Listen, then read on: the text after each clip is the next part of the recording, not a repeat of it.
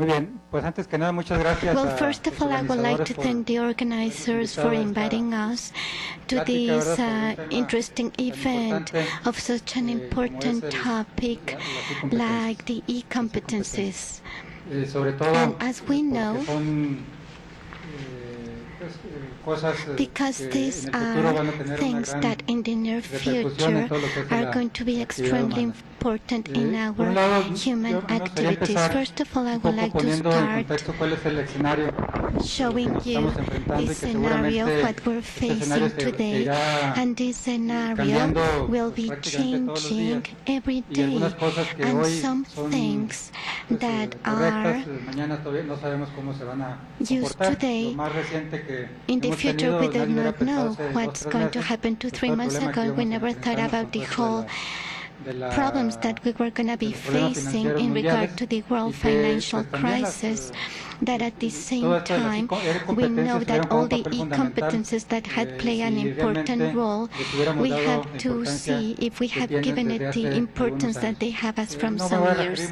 I'm not going to talk a lot nor read what is on this slide. I just like to talk briefly about my presentation within a globalized context. What happens in one place, it doesn't matter if it's small place, will have repercussions in the rest of the world. Technology has evolved so fast, so strongly, that this has allowed to evolve in other things. So I'm going to talk basically here about this issue that deals with this topic, the e-competencies, that is precisely a great challenge in regard to digital literacy. And that is something that we have to give greater importance. If not, we're going to be facing problems precisely in the future.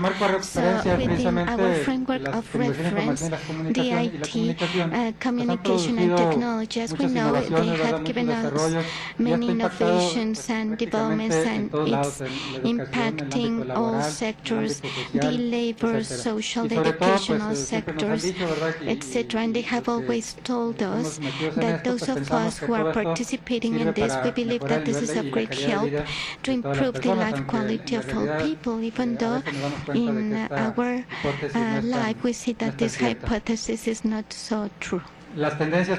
Trends that deals mainly with these e-competences, that is linked to media convergency, technological convergency, the network as a way to exchange innovating knowledge that deals with education, labor, social issues, and mobility in various geographical sites. Another thing that I believe we need to take into consideration in regard to trends.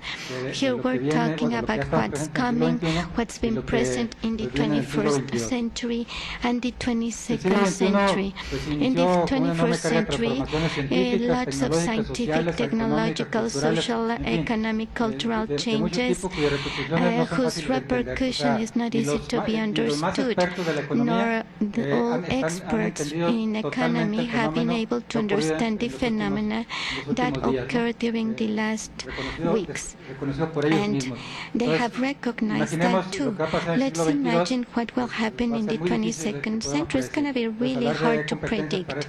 So to talk about e-competences for that century, I believe that is quite risky, because we have to say that those of us who have lived the transition from one century to the next, we know that changes had occurred during the last years, much more than what happened in years before. In spite of so, I have to say that we have things like photonic technology that's going to be extremely important in this century, issues dealing with remote perceptions, many things that just scholars can talk about it. And then, this has led to some uncertainty, because it looks like technology and progress gives certainty, but it's the other way around. Technologies, they're guilty of many things that could happen from one day to the other one. The stock exchange markets fail because information arrived rapidly to all sites instantaneously, and that created this lack of trust. And if technologies had progressed so much, immediately they knew in China, Japan, in minutes what happened. And this has allowed us to bring down many concepts, and we have new paradigms, not only theoretical but operational too, in regard to the human being life. And then behavior of people and IT. Technology is almost everywhere in our life, and here I will say, I don't know if this is really good or bad. For example, e-learning, e-commerce, e-economy, e-health, e-government, that includes a new meaning and role of people, a part of their activity.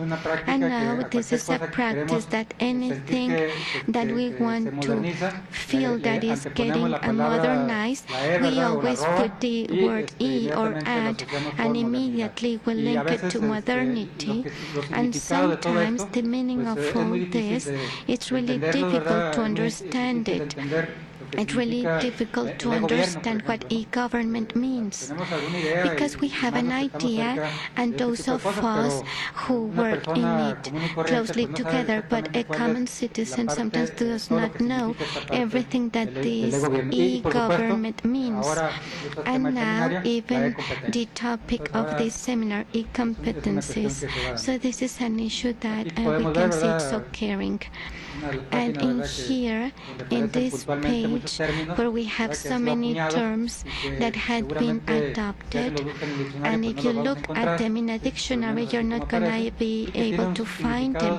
And they have a specific and broad meanings, and this goes according to who uses this type of nomenclature of definitions of terms.